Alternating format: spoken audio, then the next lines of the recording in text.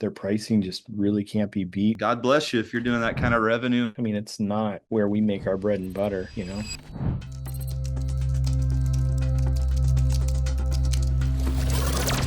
Hello, everyone, and welcome back to the Roofer2Roofer show. My name is Allie. I am the head of partnerships over with ProLine. And on today's episode, we do have Robert Collins with Panther Roofing and Jon Starry with Steadfast Roofing. If this is your first time on today's episode, we do have an open Q&A box for you guys to pop in any questions that you have about your current process or business or life in general. So any questions you have, feel free to pop them into that Q&A spot there, as it's a lot more fun when you guys are active and asking questions live. So take it Yes, away. it is. Tell them, Robert. All right, y'all. First question up. What objection do you secretly expect, so therefore create? Price objection. Let's hear it.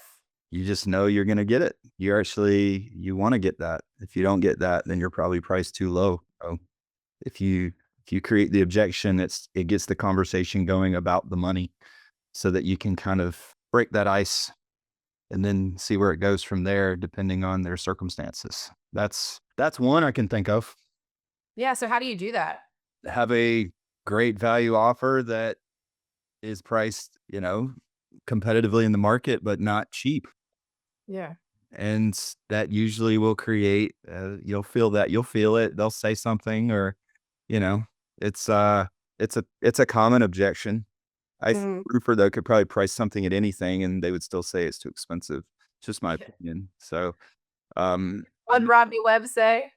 What he said, how much did you think something like this was gonna cost? right. I loved that line. Yeah. I, yeah, my opinion on pricing has been challenged a lot, even in the last couple of weeks with some of these events we've gone to, but also running into a friend of mine in the industry who I respect a lot. And I found out these cats are charging $1,000 a square for shingles and getting it. And I'm like, what? I'm like, I'm not anywhere in that universe. And Makes you wanna go back to the drawing board. it makes you think they finance everything. So anyway, No, that makes sense. What about you, Jon? Any other objection that you Yeah, kinda try to get ahead of? we were just talking about this today. Like, dude, I can't even understand how people are charging $1,000 a square. Like, I know. I would literally feel really, really bad about that. I know. Me too. But I mean, I guess I'm not for everybody. But no, but I mean, what Robert was saying about, I mean, it's always going to be about the price and things, and like it's one that we know is going to come up, and if we're not mentioning price and price conditioning like all throughout our conversation with them, I mean, we're not really doing our job and things. But I mean, the more that we can educate them and kind of show them like, hey, like this is how it's supposed to be done. And if we skip this step, I mean, obviously our price would be a lot lower, but even though your price is lower, if your roof only if your roof only ends up lasting half as long, are you really saving any kind of money? Mm. And some people would be fine with that, but people that are going to be there for the next, few years plus, I mean, they're not gonna wanna have to worry about that crap again. So, Do it correctly the first time. I like it. Mhm. All right. Now we're going to pivot. This could be production, it could be sales. It's kind of just open to your business in general. What skill gap is costing you the most money right now? Pitching, financing, because I think our close rate's gone up. So, but my sales guys we just signed up for Improvify, so there's a plug for them. Chris has good training on finance. I mean, Chuck Toki teaches good training, but that's Chris's whole world. I think it's going to make a difference for our close rates and our margins.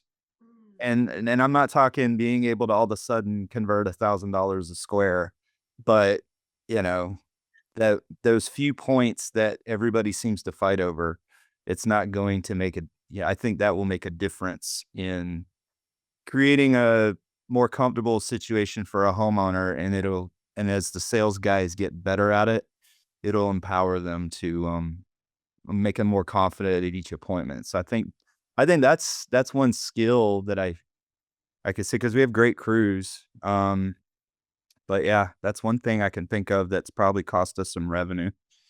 Yeah. It's a great one, and I feel like it's been a hot button at a lot of these conferences and shows you've been going to, so you Yep. feel like you're in good company, Robert. What about you, John? Almost like Robert has been a fly on the wall here at all the things that we talk about. Yeah, who's your inside guy, Robert, Robert?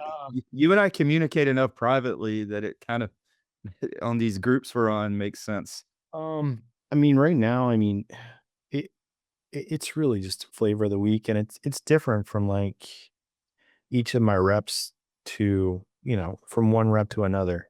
Some of my guys are really really great at closing, but they're closing like our good option where the money is really made in like our best options and things.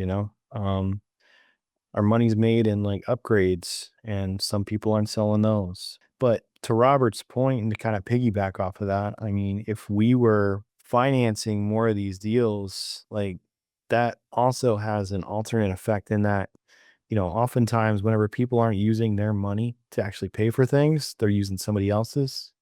Your ticket cost goes up along with them wanting to actually utilize everything that they were approved for. So Yeah, it makes sense. All right. What part of the job do crews rush through? And it's Monday. And I'm not on my game here. I that think, that's definitely something that can change from week to week too. I mean, yeah, most of our guys, they all pretty much operate and, function and install the same way as the next. And I mean, that's by design. But I mean, if I knew that somebody had an issue with cleanup, like I know where my mind would go, like which one of my crews my mind would go to first. Um, if somebody ended up like tearing a screen around a bird cage or something, I know which one of my crew my mind would go to first. Now, has every single one of them had an issue with that before? Absolutely. But um some of them kind of create patterns and things, and it happens more with some than it does with others. So I mean, it really just depends on what day of the week it is, really. And what's your process for that? Like, do we have like a 3 strike you're out rule? Do we like how does that work? If they damage something the first time, is the company covering it? If it becomes a pattern, do you Oh, hold them accountable? 100%. I mean, I'll cover it the first time and possibly even the second time if it was like an unavoidable type thing. But, whenever it comes down to things just getting to the point where, all right, this is the process. You're not following the process. I'm not paying for this anymore. I mean, we've talked about this once, twice. Um, at, at some point, you just gotta, the quickest way for people to learn is for it to impact their pocketbook. Have you ever had to fire somebody you really liked because they kept making mistakes like that? On a crew? Yeah, No. it's good. It's good at least. What about you, Robert? um, I think, and this is one of our selling points as far as like our main roofing crews. It's the same guys. So, and they've been with us a long time, and they're on like our payroll and workers comp. There is some things I do subcontract out, and that's a lot harder to quality control. It really is. So we have a few choice people that do like painting, things like that. But for roofing, we have something called a Panther Precision Installation Certification, where Okay.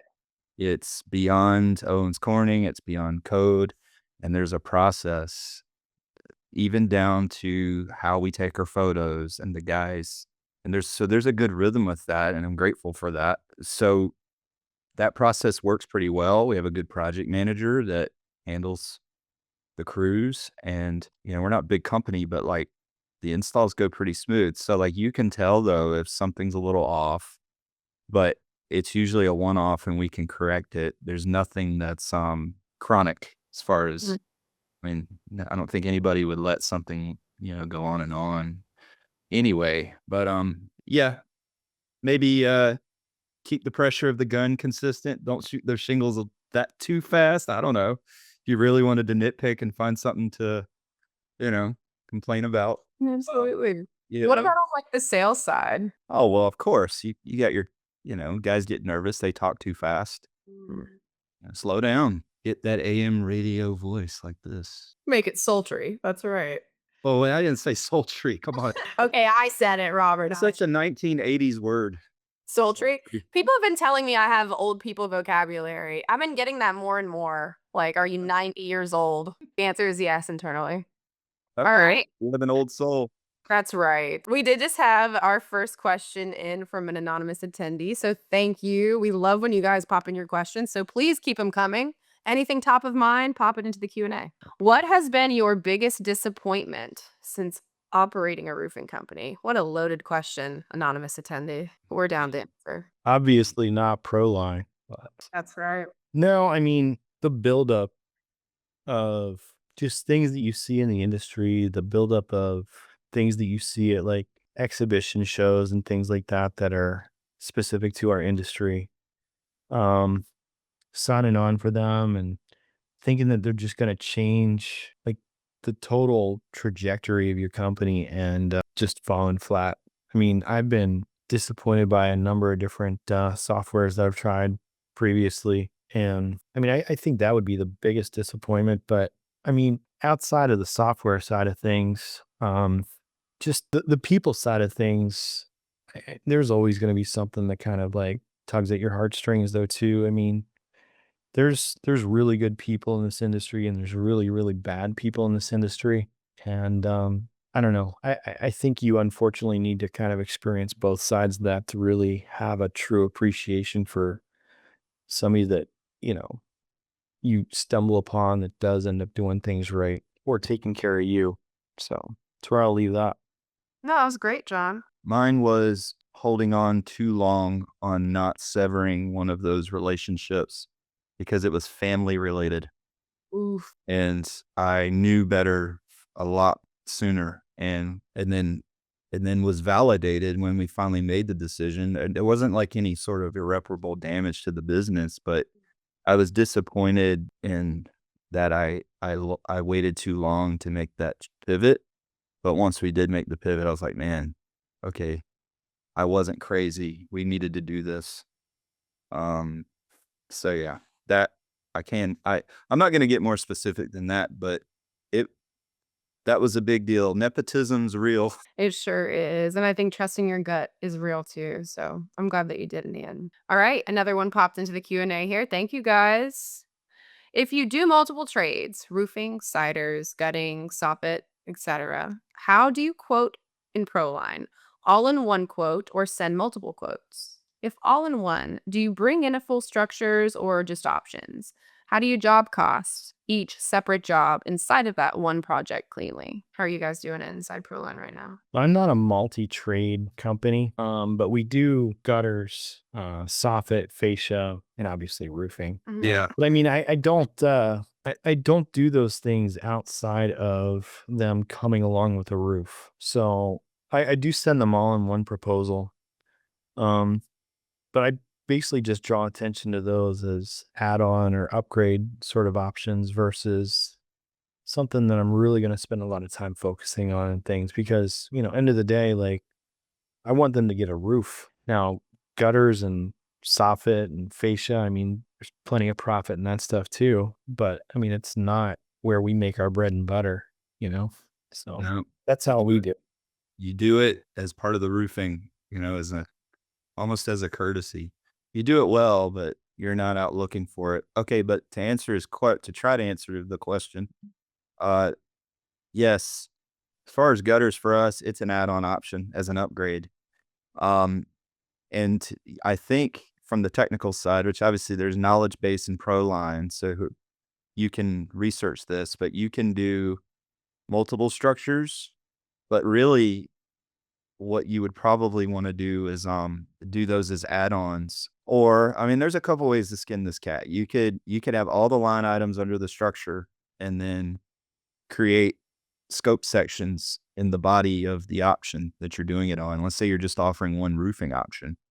So that's like your main thing. But if you want to have like separate sections with headers that have the pretty banner and all that, I think you're going to have to break those out into different options, and then make make the ability to click multiple so that you can get your total. And then job costing is job costing. Just have your line items and your price list.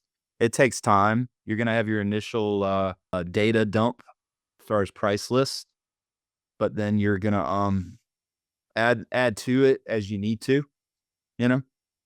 So, but ProLine is very capable, very robust. You can make things as detailed oriented and separate as you'd like, or you can put it all under one deal. So there's flexibility there. Absolutely. Looks like they commented back and says it starts as an add-on until you're doing millions per year in each of those add-ons. Struggling setting up the templates properly to make it work cleanly. I'm about so close to go live with ProLine. Okay. So, I mean, yeah, if you're just going out to do a soffit proposal, then have a soffit fascia gutter template. Sure. Why not? Yeah. If you're doing that much revenue, of course, that makes sense. And just make it pretty. Brochures in there, and yeah. I just if don't you know need how help with exciting that. can really make like a soffit proposal. Hey, man.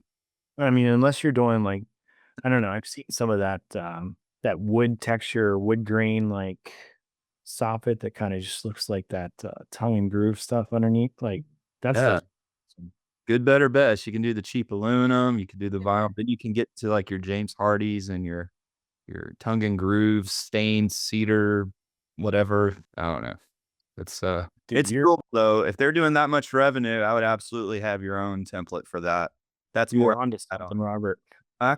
You're onto something, man. Yeah, I'm not going into the soffit business. Sorry. No, but Ash, if you need help with that, make sure to reach out to your account manager. They can help you get that all set up so you're not spinning your wheels for too long. God bless you if you're doing that kind of revenue and soffit and fascia and gutters. Good for you. To the moon, Ash. You can do it all. We believe in you. That's right. Awesome. We did have another question in from anonymous attendee. What's the biggest marketing or lead gen struggle you're facing right now? So I'll tell you what, like I don't think we really are experiencing a struggle with marketing. There are definitely ebbs and flows though whenever it comes to conversions from different lead sources and things like, 1 month our Facebook leads will be converting to appointments at like, 70%. And then the next month it'll dip down to like 40. And like I can't figure out like a why behind it because nothing really changes as far as our speed to lead campaigns or reaction times to picking up the phone to calling these guys. It's just like I guess there's more interested people at certain times of the year than there are others. Like a lot more tire kickers during certain times of the year. When Yeah. are people the most interested? Historically, After I mean, for retail, after a really hard rain, sure. all of a sudden your phone really rings and you get a lot of leads. But yeah, when the rains start, the ignored problems can't be ignored anymore. You ever get an influx around like tax season? I was just gonna say, tax season helps for sure. Yeah. Makes sense to me. They on the Facebook SEO, all of that stuff, I think we're pulling all the right levers and trying to constantly stay calibrated with the investment in that. What my partner and I were talking about was more of and we actually did a powwow this morning on Zoom with our guys. It was good, but we just mentioned, listen, go to your job sites, hit every door around your job site. Like it's got to be a habit.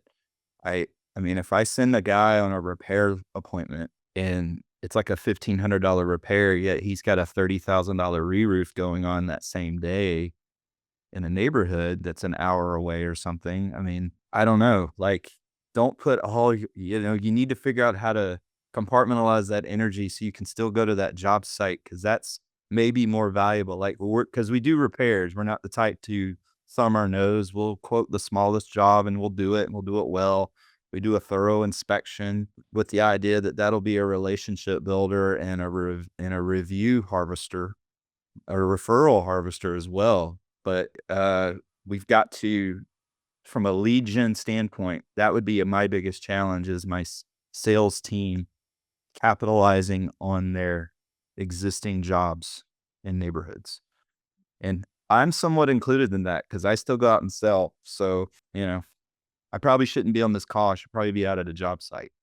Do y'all still door knock, Robert? Again, not traditionally, not Gotcha. that I just find a random neighborhood and knock. I mean, that's how I got my start in this industry years ago, but uh and we still know how to do that, but it's more about if you've got a roof going on and you've got your branding out there, talk to the people around that house. That should just be automatic. Or if you have an appointment in a neighborhood, don't leave that neighborhood without at least talking to a few people and giving your card out. That in and of itself is a lead generation strategy that should never die. Yes, we're making all the investments in the marketing, the Facebook, online presence, and we're getting leads from that. But that other side, the grassroots stuff is still really important. Absolutely. Tim Hook is doing something kind of cool right now with Owl Roofing. I saw he did like a shout out in his community where if other local business owners want him to come by and leave like a 5-star review of their business, he'll do that. And I thought that was kind of clever. It's like a way to maybe partner with other business owners who I would imagine all have a home too, as a way to kind of push his brand, push their brand. And so it kind of gets your wheels spinning a little bit. What are some That was actually something that, like, Martin Pettigrew kinda taught people, from Monarch Roofing, like, if you go out to lunch at a restaurant and, no matter where you are, if it's in your service area and things, like, take a picture of your truck in front of the restaurant and leave them a review. Because not only are you providing them a review of your experience there, but you're also gaining brand recognition for other people that go and look at reviews before deciding to go eat there, whatever it is. But like, I mean, I've been doing that stuff for years, and I don't think that there's really, any huge benefit behind that aside from like the brand awareness stuff. Um, I can't say somebody's like, oh my gosh, I saw your 5-star review from like, I don't know, Joe's restaurant. I'm so horrible trying to make up names, but You're good. I think my thought process was more I mean, yes, I hear what you're saying. I think my thought process more is building relationships with other business owners in your community. I would imagine all of them have a home. Maybe they have family members that have a home. Maybe they're customers or employees as well. So I think the part of it that I found interesting was just getting more involved in your local community. Networking in a way is really what that seemed to be more of. But yeah. Sure. I mean, and then you've got your BNI groups and those types of things. I think yeah, those people they'll do calls every Friday. I dabbled with that, but it was before I was an owner. I don't know how I ended up getting invited to this BNI thing, and I didn't even own the company, but it was like I learned a little bit about it. But I think I think I naturally do that networking thing too. But that's an interesting idea Tim has. He's always got innovative ideas. So. Oh, he's cooking something up over there, isn't he? Mhm. So we love that. Awesome, awesome. Anything else, guys? Any more questions that you guys have popping through your brain here? I do see Robert Lawrence in the attendee chat here, who we met at National Women in Roofing. I don't know. Sorry, do you guys dabble in NWIR? I can't remember. I feel like I've seen your wife at some things. I think my office manager is going on something with them, with you, Nice. like a cruise or something. Oh yeah, yeah. The retreat, the Florida retreat. yeah, Yeah. my wife's gonna be at that thing too. Nice. What's your wife's name, Robert? Oh, Uh-oh. what? You can keep that. Just send me a message offline. Yeah, just text it. My wife's not going. My office manager is. Oh, okay. Yeah. All right. Let's see what else we have here. If you guys have any other questions, we'd love to answer them. Pop them into the Q&A. Otherwise, I'm just going to keep pulling from my sheet here for the next 15 minutes or so. All Hmm. right. Why don't we pick one, Robert? Robert, Okay. what is a software tool that you've looked into recently that you're kind of excited about implementing into your business? Does Improvify count as a software tool? No, I mean, not really. That's the newest. It's got a dashboard. No, I mean I like our tech stack. ProLine, Company Cam. We got marketing uses Go High Level with their auto chat bot thingy for the meta leads, but I still funnel the leads. I could leave the leads in that, but I have them funneled through the ProLine for our automations. But there's still we had the chat bot thing. So I can't think of a new software gadget that I've really wanted to adopt. Have you seen something you like? I really need a chat bot for sure. But I just signed up to get one of those super cool little roof claw machines that Adam Sand is building. So I have my meeting with him tomorrow about that. So we'll see what I can do with that thing. But I'm hoping that that'll help take some things off my plate. What is it, John? Is this an AI assistant or something? So basically I got this conversation away from the it's nicotine. just this crazy like AI platform that can like basically anything you can do on a computer, Yeah. you can program this thing to do for you.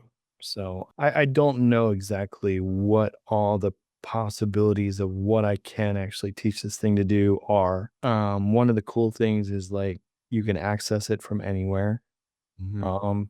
And end of the day, like if there's something I have on my plate that I don't want to be doing anymore, like I can't wait to dump it off on this thing.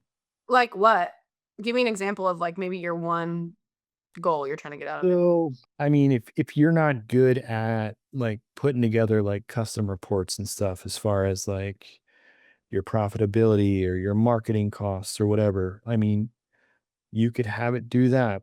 If you're not very good at reading through email, it can literally go through your email inbox and get rid of all the spammy marketing stuff for you and keep your inbox nice and tidied up. That is one thing that I am horrible at. So I'm very much looking forward to getting that off my plate.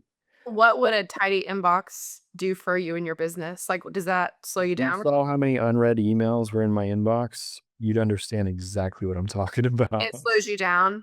It doesn't slow me down, but I do think that like there are sometimes things that, I should be taking more urgency with that I should like get alerted about by a means more than just like an email push notification. So that might be kind of Like cool. prioritizing what's coming in. Yeah. Gotcha. And only maybe funneling you or notifying you about the things that are important because you're getting a million buzzes a day. And how do you know when the buzz is important versus just another ad? Yeah, girl, you get it. Every now and then it all comes together. Love that But just sweatshirt. making sure I understood. That sounds cool. I'm interested to hear how that works out. Absolutely.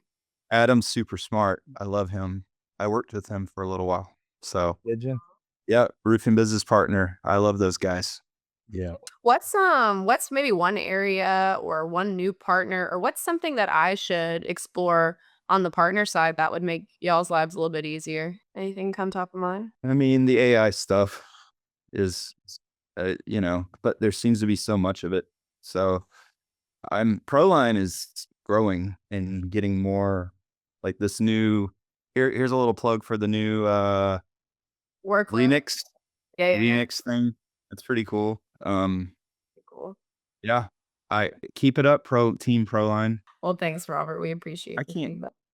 I can't think of. I mean, this thing that Adam's building sounds cool.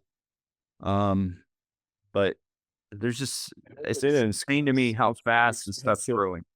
Uh, it's that's yeah. Not I'm not there yet, buddy. But that sounds awesome. Hopefully it is. Yeah.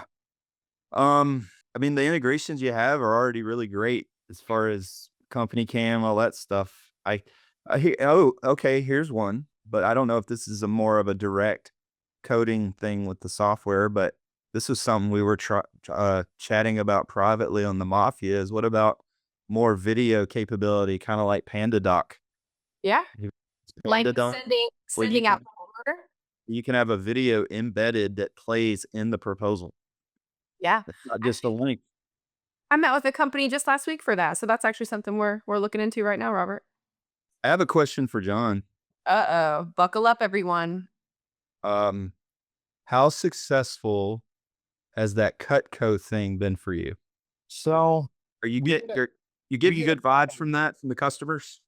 we get a lot of positive feedback from it. But the point of it was primarily to gain additional referrals and kind of and dude, we've tried so much. And one of the things that we were talking about earlier, as far as like software that we've tried that just fell kind of flat for us, we tried this program called Get the Referral. And I was just like, man, this is gonna be cool. But then in use, nobody wants to download another damn app to their phone. Like nobody wants that. And like if they do have a referral, they're just gonna send the info directly over to the sales rep that they had kind of worked with anyway. So that kind of fell flat, and I don't know. It had been recommended by so many people, and like maybe they had some like super elaborate way of making that work for them, but it did not work for us at all. But I'm always looking for new ways to kind of drum up additional referral business and things. And like really, I mean, the best relationships that we have come from like grassroots type stuff, like networking groups, chamber of commerce events, BNIs, like friends, neighbors, whatever. People that, we did their roof and then their sister or their mom or whatever needs a roof and stuff too. Like that is like the absolute best compliment you can get in regard to the work that you've done. And like we just want to find a way to kind of catapult that and like grow onto that. And like there's not a software out there that really does that for you, man. It's all about the experience you provide and just letting them know that like you're there if anything goes wrong, you know? Well, I think those knives, I that was the one thing I signed up for the pilot program at Top Rep. I met your wife at their booth and chatted with her for a minute.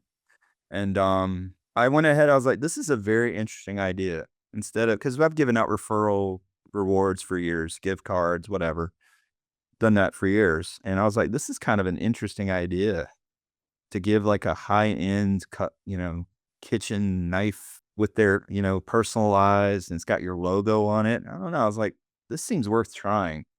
I don't know. And this is what I told the guy. His name is Julian with Cutco. Yeah, that's who I worked with. Okay, this is what I told him at the booth. I said, because I found myself even drawn to it for this very reason. Because every other booth, no offense, ProLine, it was great to meet you in personality. But everybody else was software, AI, coaching, you know. And I said, yeah, all of that's helpful. I was like, but I think the AI, I mean, I use AI every day. But I think, and I don't mean to get philosophical here, but I think a lot of people, in the AI bubble we're in, I think everybody needs to and or wants something that's a little bit real. And I think what could be more real than cooking in the kitchen with your family or your wife or your husband or whatever, and you pull that knife out. So I sold myself on it with that, and then I joked with them. I said, "You can use that at your next sales pitch. The next time you talk to one of these breakout sessions with all these owners and get them to sign up for your program." I was like, but that was what was appealing to me, and it seemed more personal than just giving them a couple $100 and a Visa gift card. Yeah.